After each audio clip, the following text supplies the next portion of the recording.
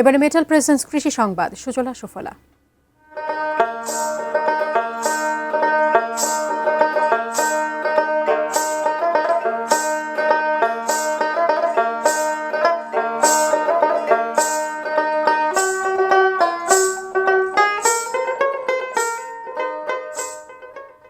জয়পুরহাটে পাট চাষ লাভজনক হওয়ায় আগ্রহী হয়ে উঠছেন কৃষকরা।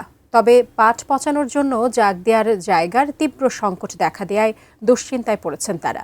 সোনালী আঁশ হিসেবে পরিচিত পাট নিয়ে স্বপ্ন দেখছেন জয়পুরহাটের কৃষকরা।